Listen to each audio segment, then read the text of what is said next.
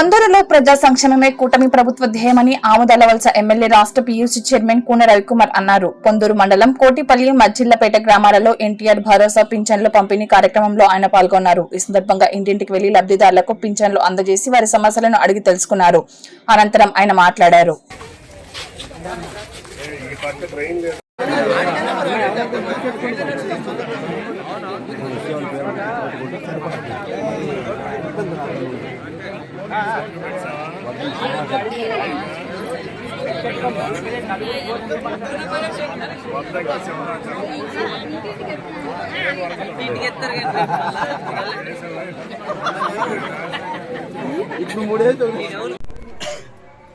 ప్రభుత్వానికి తగ్గిపోయినా ఆ 10,000 కోట్ల రాబడి ఎవరికి వెళ్తుంది? ప్రజలకు వెళ్ళాలి కదా, వెళ్ళాలా లేదా? లేకపోతే నేనే షాప్ ఉండి అనుకో, నేనా మీ డబ్బులని నేను నొక్కిస్తే మరి ఫలితం ఏముంటుంది? అటు గవర్నమెంట్కి వెళ్ళక, ఇటు ప్రజలకి వెళ్ళక, మధ్య నా పొట్టి ఒకటి నొక్కేసాడు అనుకో. అర్థమైందా? కాబట్టి మనం ఏం చేయాలి? మనం అందరం ప్రతి వస్తువుని కొనేటప్పుడు ఒరే బాబు దీని మీద ఏమైనా ట్యాక్స్ తగ్గించారు కదా, నువ్వెందుకు ఎంత వసూలు చేసావు, ఇందులో ట్యాక్స్ ఎంత, అసలు దీని ఖరీదు ఎంత, దీని మీద ట్యాక్స్ ఎంత అని అడగండి. ప్రతి ఒక్కరు తెలుసుకోవాలి. ఎందుకంటే ప్రభుత్వం 10,000 కోట్ల మీద ప్రభుత్వానికి వచ్చే ఆదాయాన్ని వదులుకున్నాం. ప్రజలకు ఆదాయం పెరగాలి, ట్యాక్సులు తగ్గించడం ద్వారా ప్రజలకు ఆదాయం పెరగాలి. అలాగే ఇందాక మన కరెంటు ఛార్జీలు తగ్గించడం ద్వారా ప్రజలకి ఆదాయం పెరగాలా లేదా? ఇంతకుముందు 100 కట్టేదాన్ని, ఇప్పుడు 85 కట్టావు అనుకో, 15 రూపాయలు మిగులుతుందా లేదా? అర్థమైందా? నువ్వేమీ అనవసరంగా డబ్బులు పోగొట్టుకోక, అనవసరంగా డబ్బులు ఖర్చు చేయమాకు. మీరు డాక్టర్ చెప్పండి, ఒకవేళ నీకు మందు లేదంటే వాళ్ళకి చెప్పండి, అది తెప్పిస్తారు. అర్థమైంది కదమ్మా? అంతేగాని మీరు చాలా మందికి అపోహ, మన ఇంటి దగ్గరికి వచ్చి చేస్తున్నాడు కాబట్టి వైద్యం ఆడు చాలా చీప్గా కనపడుతున్నాడు. అదే మనం డబ్బులు ఇచ్చే మాత్రం ఏ ప్రైవేట్ హాస్పిటల్లో డబ్బులు ఇచ్చి వైద్యం చేసుకుంటున్నాం, చచ్చిపోవడం లేదా? ఆ తలరాత వచ్చినప్పుడు ఎక్కడి నుంచి చచ్చిపోతాం.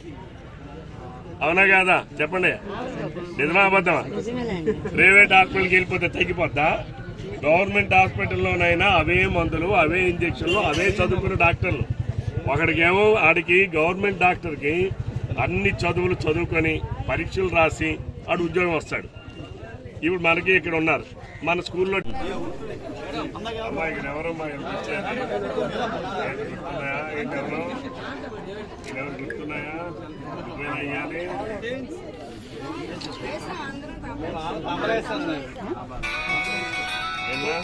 చంద్రబాబు నాయుడు గారు ఎలక్షన్ ఏం చెప్పారు? 3,000 4,000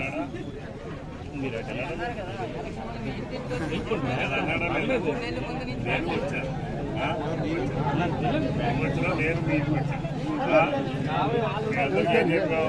3,000 పెన్షన్ని 4,000 చేస్తాను. 4,000 కూడా ఎప్పుడు నుంచి ఇస్తా ఉన్నాం? ఏప్రిల్ నెల నుంచి ఇస్తాను. అప్పుడు ఒకసారి 7,000 ఇచ్చాము. ఇచ్చామా లేదా? అలాగే ఇప్పుడు వికలాంగులు ఉన్నారు.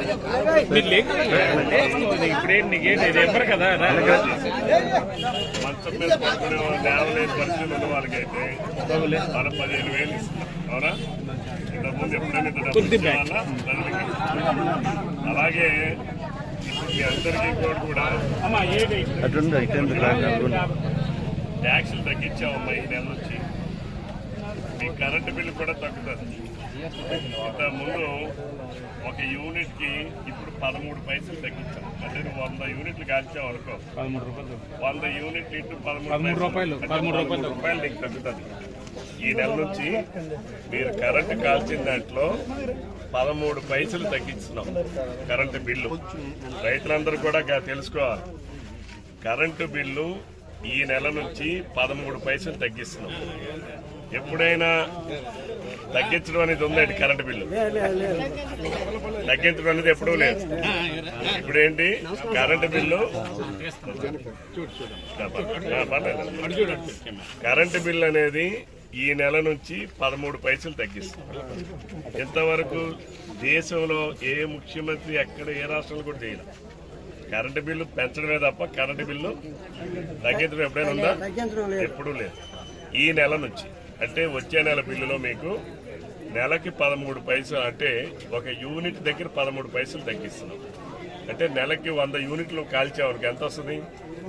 ఇంతకుముందు చాలా మందికి నువ్వు 300 యూనిట్లు గాలి చేసావు కాబట్టి నీ పెన్షన్ పోయింది, ఇలా ఉండేది. ఇప్పుడు ఏమవుతుంది, ఆ యూనిట్లకి మనం డబ్బులు పెట్టే ఖర్చు తక్కువ అవుతుంది. అవుతుందా అవుదా? 200 యూనిట్లు గాల్చామనుకో, ఇంతకుముందు నీకు ఎంత వచ్చిందో 400 బిల్లు వచ్చింది అనుకుందాం. ఇప్పుడు ఎంత వస్తుంది? 36 రూపాయలు తగ్గి 364 రూపాయలు బిల్లు వస్తుంది. ఇదే మొట్టమొదటిసారి దేశంలో ఏ ముఖ్యమంత్రి చేయాల, చంద్రబాబు నాయుడు గారు ఇప్పుడు చేస్తున్నారు. ఎలా చేస్తున్నారంటే, కరెంటుని గతంలో జగన్మోహన్ రెడ్డి ప్రభుత్వం ఏం చేసేదంటే, అవసరం ఉన్నా లేకపోయినా ఎక్కువ ధర పెట్టి డబ్బులు కరెంటు కొనేవాళ్ళు. ఇప్పుడు ఏంటంటే మన సమర్థతను పెంచాము, కరెంటు కొనేదాన్ని తగ్గించాం.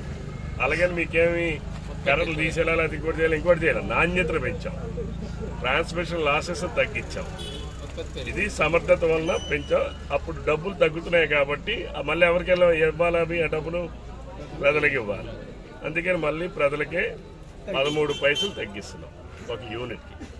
అలానే ఈ నెల నుంచి జిఎస్టీ ట్యాక్స్ తగ్గించాం. జిఎస్టీ ట్యాక్స్ అంటే నువ్వు ఏ వస్తువు కొన్నా, ఇంతకుముందు 5 రూపాయలు 100 రూపాయల వస్తువు అయితే 5 రూపాయలు ట్యాక్స్ కట్టేవాళ్ళం. ఇప్పుడు కొన్ని వస్తువులు ఫ్రీ చేసాం. మందులు మీరు అందరూ అంటున్నారు, క్యాన్సర్ వచ్చిన వాళ్ళకి, కిడ్నీలు వచ్చిన వాళ్ళకి, కిడ్నీ పేషెంట్లకి, క్యాన్సర్ పేషెంట్కి, అలాగే బీపీ, షుగరు మీరందరూ అంటారు. ఇప్పుడు ఈవిడే అంటుంది నాకు షుగర్ ఉందయ్యా అని.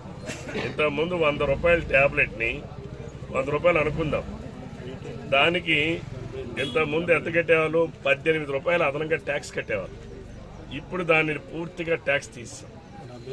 మోడీ గారు, చంద్రబాబు నాయుడు గారు కలిపి మొత్తం ఆ మందులకి ట్యాక్సులు తీస్తాం. 100 రూపాయలు ఇంతకుముందు నువ్వు కొంటే ఇప్పుడు 78 రూపాయలకి వస్తుంది. అర్థమైంది కదమ్మా? అంటే ట్యాక్సులు కూడా తగ్గించాం. అలాగే పాలు, పెరుగు, ఇంతకుముందు మనం బయట పాలు ప్యాకెట్ కట్టుకుంటే దాని మీద ట్యాక్స్ వసూలు